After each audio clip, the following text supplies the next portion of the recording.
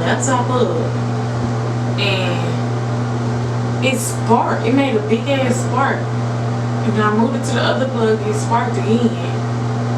Then I moved it over here and it still sparked. So that means the cord, right? Like, I ain't tripping.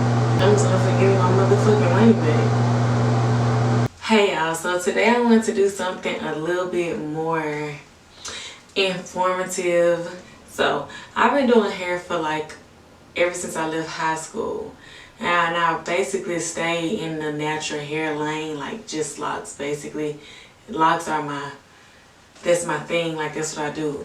But I do other stuff too, but that's where my focus is. And you know, to be doing locks, you gotta know the different kinds of hair types and like the different expectations. You know what I'm saying? You gotta know what's trending. You gotta know, you know what I'm saying, what's going on. So you'll know how the people want their hair to look and how to explain how to get there. Basically, I just wanted to make a video about our hair textures and how they lock, the different kinds of locks, what's best for my hair, what should I do to get my locks to look like this, what should I do, you know, what is this called, what is that called, because I know when talking to stylists and talking to clients, it's a very big like communication barrier, because when you do this, you know about it, you know what I'm saying? You got more of a vocabulary for the subject. Most people that want their hair done, they just know what they want it to look like. So this is basically for my girls that don't want to pay $50 for a consultation and a loctician's preference, because to be real, a lot of locticians don't really know about texture either. That's why people come to me and they be like, oh, that's why, and that's why, and that's why. So that's what I'm trying to do in this video. I'm trying to eliminate that little gap, so everybody will know what's best for your hair and how you should lock your hair. So let's start with the basics. Curl texture. Everybody kind of knows about the types of curl textures. Like when you go to the hair store and you pick out what curl texture you want. You got straight hair, that's type 1. You got type 2, wavy hair, more of a beach wave, body wave curl. And then you got type 3, which is when the coils come in, but they're not quite coils like how you see on type 4, which is the kinkiest hair, and that's the tightest the coil can get. So basically type 1 is looser, and then type 4 it gets kinkier. That's the easiest way I can describe it. It's just a scale. Type 2 has 3 different types of wave. You can have a loose wave that's just like, you know, a little bump every now and then. You can have a 2B, which is more of a big, like a cool day. Think about waves. And then 2C, which is, you know, kind of the wind is moving kind of fast. You're getting a rippling effect. And type 3 hair is when your coils start coming in. That's when you get those loops. Type 4 is when you have straight coils, like it almost looks like a lock itself. Each strand looks like a lock. It's just a coil. That's why I always tell people that the kinkier your hair is actually better for the locking process. But we're gonna get to that. Okay, so now I'm gonna talk about the types of locks. It's different terms for each type of lock that you want, and each type of lock looks different. So let's start with the basic. This is our basic grid pattern lock. Polished, even coils of hair. Just even. This is where you get, like my locks, I would consider my locks to be a basic lock. Like it's no special term for it, it's just locks. Then you have sister locks or micro locks, whichever one you want to call it. Way smaller sections of hair that are still in the same coils. People usually start this method off with interlocking, but I'm not going to get to that right now. Like I said, step by step. And then you have your free form lock, where you just grab random sections of hair and you just let it do what it does. No uniform, just let it do what it does. You get your sections together and that's it. And then you let your hair do its thing. That's when you get these type of locks, which are free form locks. Free, they just do what they want. They do what they please. If you look at the ends, you can see that they made sections once upon a time, and then they let the hair judge which sections were going to grow. You can also have more uniform free form locks, which are thicker, less maintenance. Like you're still keeping the sections as sections, but you're making sure none of it meshed together. These can get as polished as you want them to get. It's just a thicker lock and it has way more fire bumps and textures. And when you're coiling your hair every other month like me, which is a regular locking method, then you get these smaller coils because they're extra tame. They get twisted all the time. These are less maintenance. You let them grow, then you might twist them every now and then just to keep it in the sections, which are our now we're gonna talk about Okay, now we're gonna talk about types of starters. This is basically just the way you decide to section your hair out. The most traditional way to start your locks would be the comb coils, which is when you just take your curls and put them all in one curl. I'm gonna make another video on how to actually do these things. I'm trying to, you know what I'm saying, start from the bottom into the top because I hate the miseducation of our community.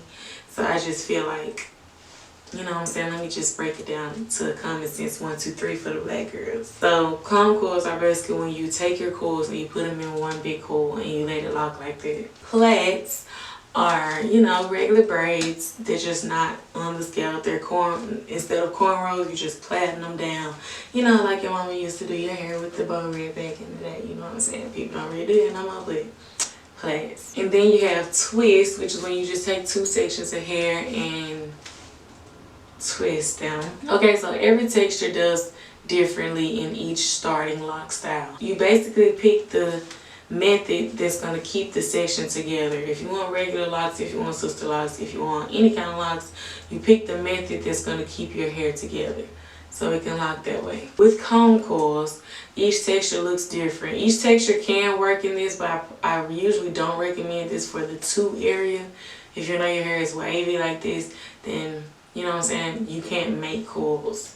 So this is for my girls with the curls, with the curly curls. So this picture I would say is probably like a 3B, 3A, somewhere in that area. Basically the looser your curl is, the fatter the comb coil will be. 3s can work with comb coils, but they do lock differently and we will get to that. This would be like a 3C, 3B, 3C, somewhere deeper into the 3s. When you get to the coilier textures, your coil will be a lot tighter, and I usually recommend people with coily hair to get the comb coils because comb coil coily, you know what I'm saying, it's made to do that. It holds onto itself naturally.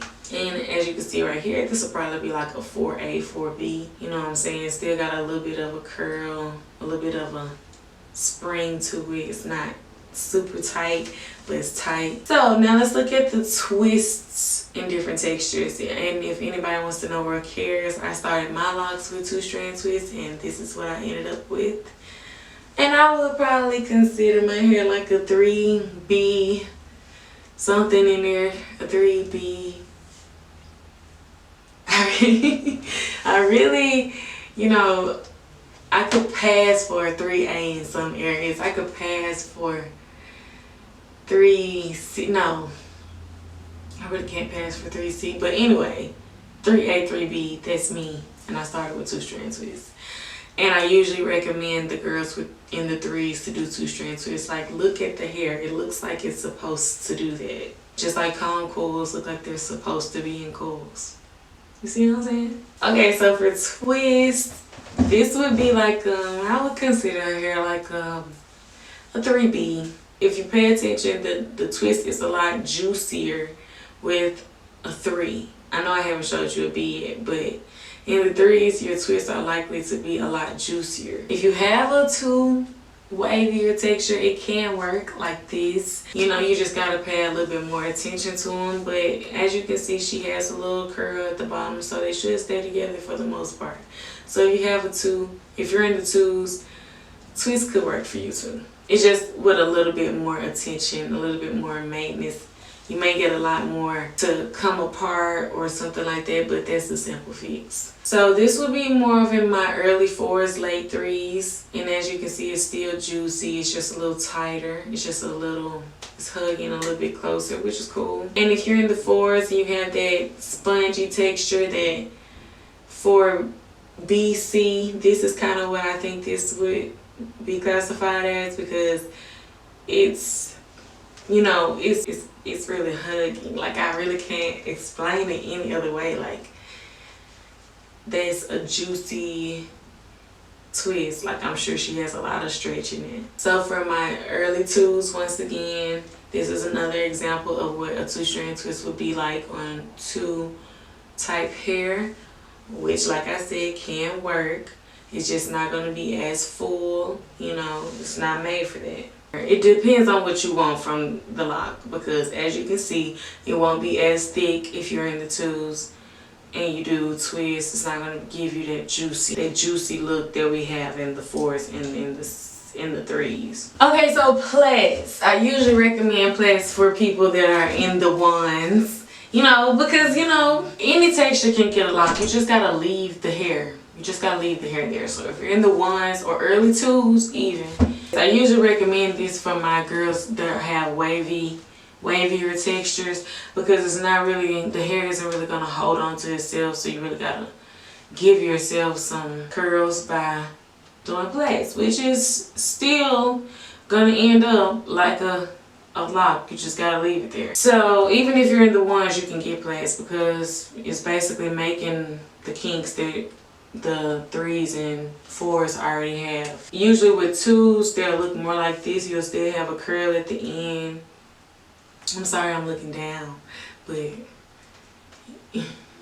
this is what I'm looking at. If you're in the 2s, you'll have something more like this, which is a straight plait that may have a little curls at the end, which is ideally what most girls be looking for at the end, that curl. But you get that with my texture as well, but it's just way smaller. Like, this is where you get those long curls. If you're in the 1s, it's going to look a little bit more like this. As you can see, he doesn't have any curls at the ends. You'll probably need rubber bands. But like I said, any hair, you leave it like that, you'll get a lock. This is more like my 2A, 2B area. So when you get to your 3s and your 4s, you get more of a tight plait, which would actually work for my people that want to get most of the more length out of the lock. If you want to get more length from your lock as a 3 or 4, braids are good for that, because you know the shrinkage is real for the 4s for sure.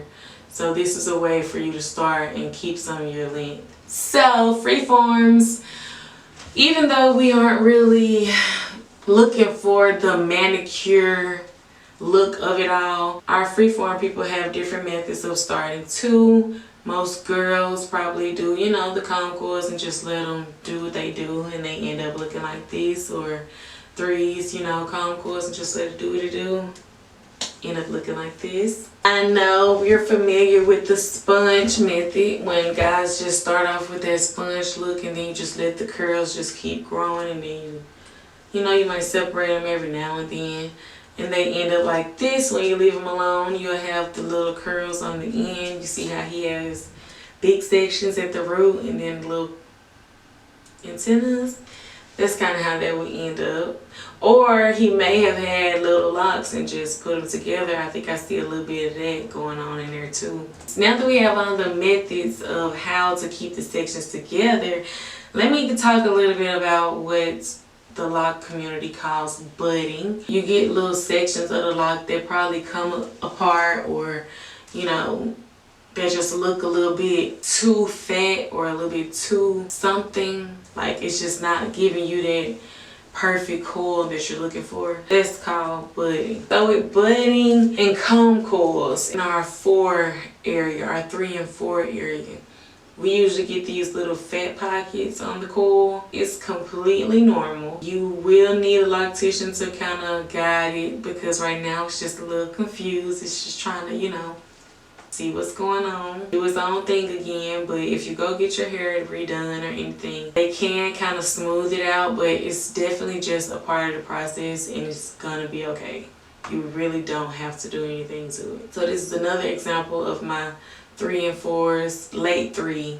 I'm talking about our late 3s, like our 3C and our 4A, 4B, really 4C too, because this is looking like 4C, because this is an extra tight coil. But as you can see, he's getting those little fat pockets, It may look concerning. It may look like you're gonna have lopsided locks, but you're not.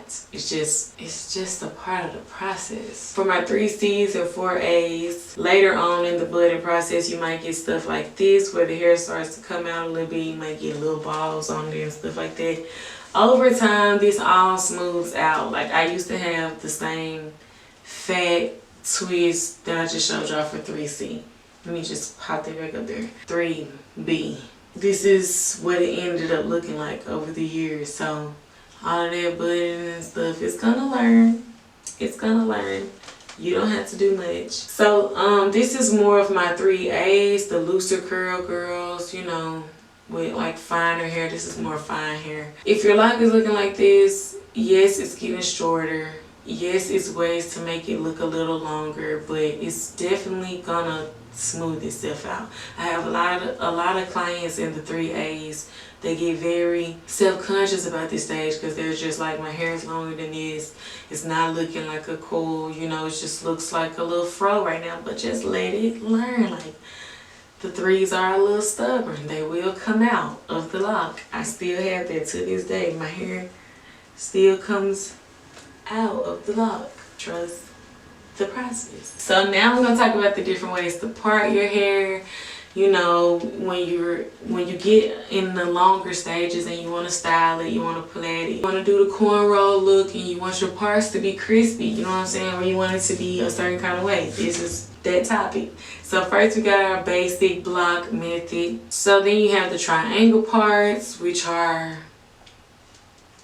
triangles, and this would be like a 3C. If you have any questions about any texture that you see that I didn't really classify, or you want me to classify your texture, I think I'm gonna start doing a lot of consultations, because the girls need to know. Like, we can't be out here getting mad at white people about what they're saying and doing about our hair, and you don't even know what you're talking about. So let's get it together.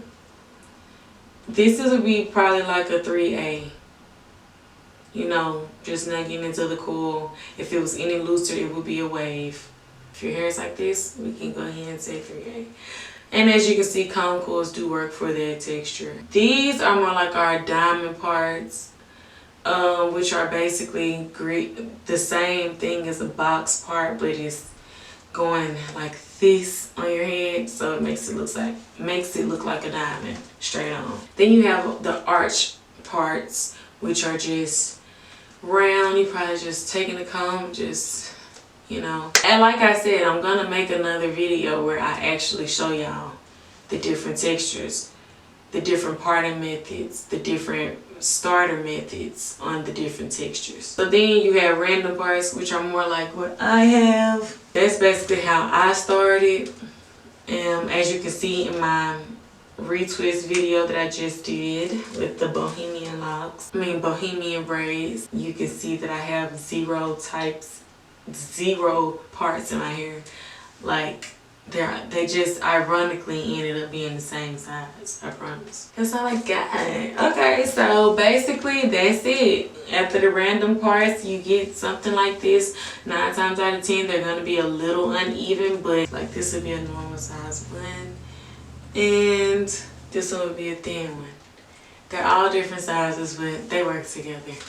So anyways, that's all I got for y'all today. You can watch part 2 in a couple weeks, where I talk about each stage of the locking process, so you can really know which stage you're in and what to do about it and all that type of stuff.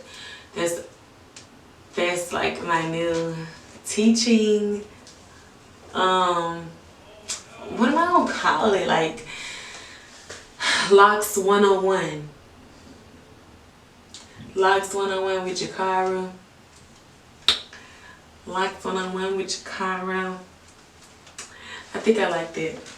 Anyway, I've had my locks for about, since I was 12. I've been doing locks for a long time, since high school, and I graduated college 2 years ago now. So it's been a minute. So I got a little experience under my belt. I really think I got a lot, because I've been working with locks since I was little. Everybody in my family, basically, except my mom, has them. So that's my credibility. But anyway, thank y'all for watching. I hope this helped you decide how you're going to start your lock journey and if you're going to start your lock journey. And I hope that you do, because anybody and everybody can do it, girl. Don't think it's not for you, girl. Like I said, if you have any picture in here that looks like your hair and I didn't tell you the texture, or if you even want to ask me, just DM me or respond to this video, or you know, anything. Plenty of ways to reach. Follow me on Instagram, Twitter, Facebook, all that. Facebook is basically where I do hair, so that's a good spot to reach me. That's where I put all my hair stuff at. I tried to get most of the topics that I hear a lot. I know I did a should I get locks back in the day, but I realized that it was super uninformative and it was so personal. Like, it wasn't really, I wasn't really telling y'all, but now I see how confused the community is. So I just wanted to make this lock one-on-one video and really let the girls know. If this helped you find your texture, if this helped you find your locking method, your parting method, your lock type, let me know. Bye. Bye. Bye.